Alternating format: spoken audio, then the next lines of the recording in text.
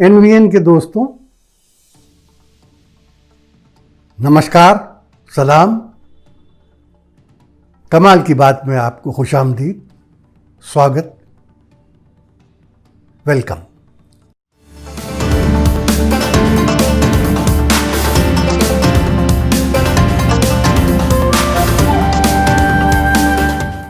दोस्तों, आपको याद होगा कुछ दिनों पहले, मेरा ख्याल है शायद 1 महीने पहले, कुछ चैनल, कुछ पॉलिटिकल पार्टीज, कुछ नेता एक ही बात कह रहे थे, हे सुशांत सिंह राजपूत, तुम्हें न हम भूलें न किसी को भूलने देंगे। तस्वीरें निकाली, पोस्टर निकाले और कई बार यही कहते रहे कि हम नहीं भूलेंगे राजपूत तुम्हें और किसी को भूलने भी नहीं देंगे। आज वही चैनल, वही लोग, वही पॉलिटिकल पार्टीज और वही नेता न सिर्फ खुद सुशांत सिंह राजपूत को भूल गए, बल्कि ये चाहते हैं कि हम आप भी उसे भूल जाएं। है ना कमाल की बात। अब उसकी वजह क्या है? जहां तक चैनल का सवाल है, उसमें चैनल तो आपस में गुत्थम गुत्था हैं, वो सर फुटबॉल मची हुई है। वो एक दूसरे को गालियां दे रहे हैं, जो पहले सिर्फ अपोजिशन पार्टीज को गालियां दी जाती थी, वो अब आपस में एक दूसरे को दे रहे हैं। अंजना ओम कश्यप अर्नब गोस्वामी को, सुधीर चौधरी रिपब्लिक टीवी को, रजत शर्मा किसी और चैनल को, आपस में एक दूसरे को गाली दे रहे हैं।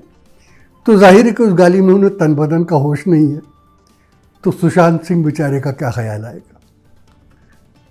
तो चैनल पर तो ये बचा हुआ। दूसरे क्या है कि जो सबसे ज़्यादा चैनल जो इसमें आगे था, वो जो था वो रिजेक्टेड टीवी, रिपब्लिक टीवी फंसा हुआ है, बुरी तरह से फंसा हुआ है। इतने बुरी तरह फंसे हुए हैं कि अर्नब गोस्वामी का नाम हमारे मुंह से तो गलती से गड़बड़ गोस्वामी निकल गया था, लेकिन हमारे प्रधान सेवक आदरणीय नरेंद्र मोदी जी उन्हें अर्नब गोस्वामी के बजाय अर्बन गोस्वामी कह गए। अभी अर्बन बता रहे थे कि अब आप अर्बन को ही, हमारे अर्नब को ही देख लीजिए। अरे वो अर्नब गोस्वामी ईश्वर का शुक्र अदा करे कि उन्हें अर्बन नक्सलाइट नहीं कह दिया। बहरहाल वो फंसे हुए हैं। बचने के लिए वो सुप्रीम कोर्ट गए। सुप्रीम कोर्ट ने एक मरतबा उनको रिलीफ दे भी दिया था। तो ये था कि एक मरतबा दिया है तो दूसरी मरतबा भी देंगे। और मुल्क का जो सबसे बड़ा या कम से कम सबसे बड़े लॉयर्स में से एक लॉयर हरीश साल्वे, उनके वकील हैं। हरीश साल्वे कौन है आप जानते हैं? महाराष्ट्र में एक लीडर हुआ करते थे कांग्रेस के, नारायण साल्वे, मिनिस्टर भी तो थे सेंटर में, इंदिरा गांधी गवर्नमेंट में गालिबन। उनके ये सुपुत्र सपूत हैं। बहरहाल वो उनके वकील हैं। तो गए तो सुप्रीम कोर्ट ने कहा कि भाई आपका मामला जो है वो हाई कोर्ट का है, आप जाइए बॉम्बे हाई कोर्ट, और वैसे भी आपका ऑफिस जो है वर्ली में है, वहाँ से बॉम्बे हाई कोर्ट ज़्यादा करीब है, आप क्यों इतनी दूर सुप्रीम कोर्ट दिल्ली में चले आए, तो वहाँ जाइए। खैर वो यहाँ गए। अब हरीश साल्वी साहब तो सुप्रीम कोर्ट के लॉयर, आमतौर पर हाई कोर्ट वगैरह में जाते नहीं सुप्रीम कोर्ट के लॉयर, लेकिन वो आए और यहाँ भी उन्होंने किया। अब आपको एक और बात बता दूँ, जैसा मैंने एक मरतबा पहले भी आपको बताया था कि सुप्रीम कोर्ट के जो बड़े बड़े लॉयर्स हैं, वो कोर्ट में एक बार पेशी अपीयरेंस का क्या पैसा लेते हैं, इसका मुझे थोड़ा बहुत अंदाज़ा है। तो मैं बहुत एहतियात से ये कह सकता हूँ कि अगर हरीश साल्वे साहब ने बहुत मुरव्वत की होगी तो भी एक अपीयरेंस का 50 लाख से तक कम लिया ही नहीं होगा। बहरहाल वो यहाँ आए, यहाँ अपीयर हुए। यहाँ हाई कोर्ट ने एक अजीब बात कही।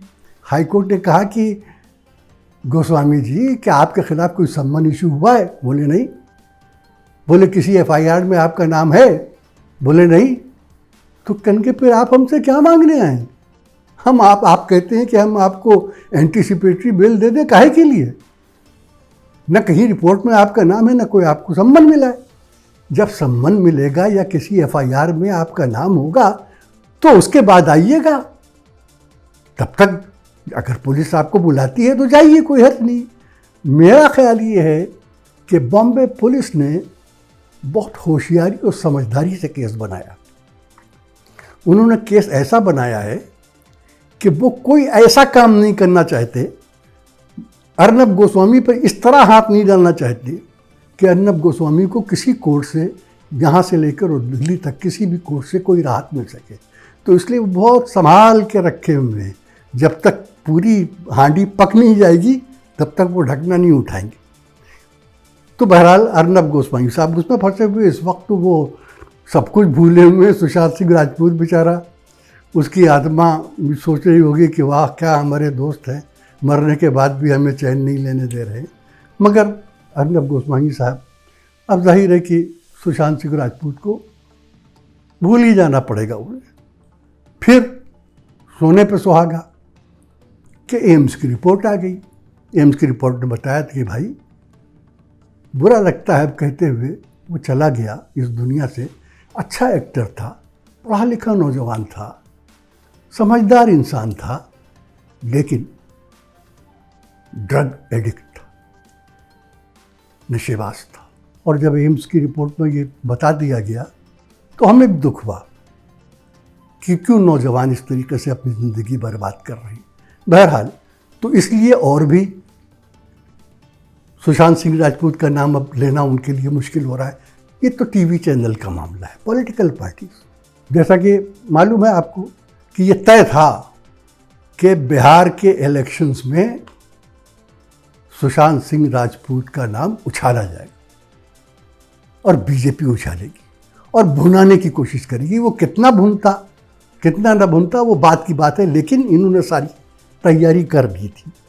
मगर अचानक उन्हें ये मालूम हुआ कि अगर उन्होंने बिहार में सुशांत सिंह राजपूत का नाम उछाला तो जैसा मैंने पहले भी बताया कि कांग्रेस को ये मालूम है कि उत्तर प्रदेश में ब्राह्मण अजय कुमार बिष्ट से, जो अपने आप को योगी आदित्यनाथ कहलाना ज़्यादा पसंद करते हैं, उनसे और उनकी सरकार से बहुत नाखुश है। तो इसीलिए कांग्रेस ने ये कहा था कि बंगाल की एक ब्राह्मण बाला के साथ जाति की जा रही है। उनका मतलब रिया चक्रवर्ती के तरफ था, जिनके फादर बंगाली हैं।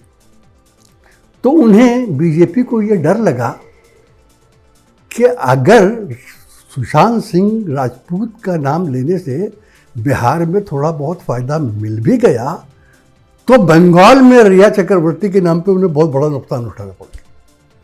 इसलिए उन्होंने चुपके से, जिसे अंग्रेजी में कहते हैं, गरम आलू की तरह हाथ से फेंक दिया, ड्रॉप्ड लाइक हॉट पोटैटो, नीचे फेंक दिया। अब सवाल ये है कि करें क्या बिहार में की बात, तो बंगाल का इलेक्शन सर पे खड़ा हुआ है। तो अब एक नया खेल सूझा, कोई और इशू तो है नहीं। तो जो बंगाल में जो बीजेपी के इलेक्शन इंचार्ज हैं कैलाश विजयवर्गीय, तो कैलाश विजयवर्गीय साहब ने ये कहा कि हम तो बंगाल में एनआरसी का इशू उठाएंगे, नेशनल रजिस्ट्रेशन ऑफ सिटीजनशिप। याद है आपको वो अमित शाह साहब ने क्रोनोलॉजी समझाई थी, पहले सीएए, फिर एनआरसी, फिर एनपीआर। आप क्रोनोलॉजी समझ लीजिए, पहले सीए भी आने जा रहा है, सीए भी आने के बाद एनआरसी आएगा, और एनआरसी सिर्फ बंगाल के लिए नहीं आएगा, पूरे देश के लिए आएगा। तो उन्होंने कहा हम एनआरसी उठाएंगे। एनआरसी का मतलब क्या बंगाल में? बंगाल में एनआरसी उठाने का मतलब ये है कि बंगाल के जो मुसलमान हैं, बंगाली भाषी मुसलमान हैं, उन्हें बांग्लादेशी घुसपैठिया कहकर उसके बाद उस पर शोर मचाया जाए कि ये घुसपैठिए हैं, बांग्लादेश से आए हैं, इनको निकाला जाए, और ये है वो है। तो उन्होंने सोचा कि अब ये इशू है, इसको उछालेंगे, बंगाल में भुला लेंगे। दोस्तों, नहीं बुला पाएंगे। वजह आप पूछेंगे, वजह मैं बताऊं।